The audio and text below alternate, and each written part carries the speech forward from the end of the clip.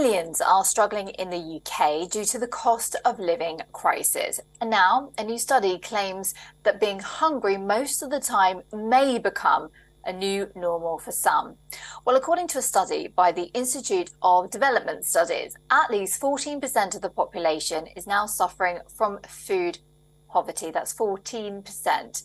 Now, the study also stated that the number of food banks rose to more than 2,000 in 2021. And just a decade ago, the same number was fewer than 100. The report claims in 2022 September, around 9.7 million people were in food poverty. Now, the study comes at the back of soaring food prices, which are up by more than 18% in May. Last month, the UK's inflation rate hit 8.7%. Latest government data suggests that this resulted in Britons buying less food due to these higher prices. Now, meanwhile, British supermarket bosses rejected allegations that they are profiteering through a cost of living crisis.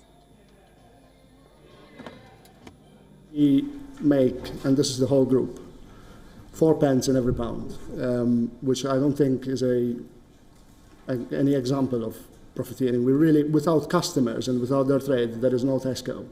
And we have doubled down on our competitiveness. And genuinely, as we've said recently in our quarterly update, we are the most competitive we have ever been.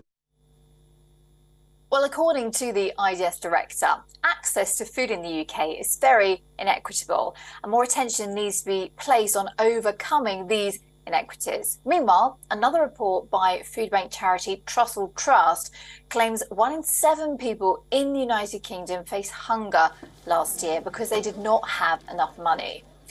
Well, the food charity blamed the result on the dysfunctional social security system, along with the cost of living crisis.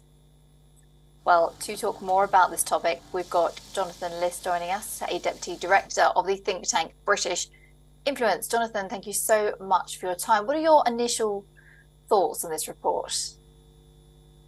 Well, obviously, it's incredibly worrying and distressing that Britain, which is perhaps the 6th largest economy in the world, is now seeing 14% of its population face endemic hunger.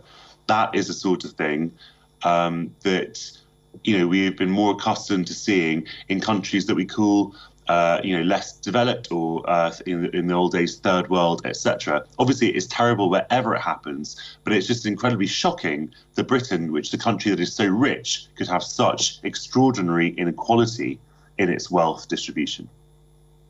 Why do we have such vast inequalities then here in the UK? Well, I think that you have to identify it as being a series of political choices. These things, poverty is not an act of God. It's not something that just happens. It doesn't have to be just the way of the world. It is always as a series of conscious, and I suppose sometimes unconscious political decisions. So sometimes there are conscious political decisions to keep certain people poor, and there are decisions that have knock-on effects for the poorest people. Unfortunately, in Britain, with a Conservative government, we have both. We have a government that is determined to keep the richest people rich and to hoard the wealth at the very top, particularly in the last government of Liz Truss. But Rishi Sunak is exactly the same in many ways. He doesn't want to increase wages, even sort of to the level of, say, 6%, when inflation is running at 8.7%.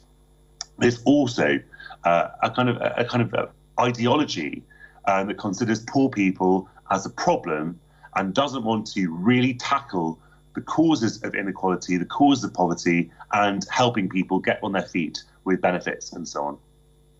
Jonathan, I believe the Chancellor is meeting with supermarket chiefs this week. Jeremy Hunt even today has some appointments to try and figure out why prices are escalating and to figure out if these supermarkets are indeed profiteering. Do you think this might help? I hope it does. The government has sort of talked about maybe sort of regulating certain prices, which might be a positive step in some ways. The supermarkets are arguing that it wouldn't help. The point is that there are different kind of ideas of what is fueling inflation. a lot of the government keeps saying that it's a wage price spiral, which means that if you increase wages, that's going to increase inflation. But really, that is a 1970s myth. It's an outdated economic theory. And what is actually fueling inflation is, as you say, profiteering, because it's only so supermarkets and other big industries can keep their profit margins that they're having to raise the prices for consumers. And that is fueling inflation, which is remaining stubbornly high. So I think that everyone has to accept that people are going to lose money. And as we've been losing money as consumers for a long time, it's only fair that some big businesses should have to take a hit on their profits as well. So I hope that those meetings can be fruitful in some way. Jonathan Liss, thank you so much. Deputy Director of the think tank British Influence and a journalist joining us here on WION World as One. Thank you.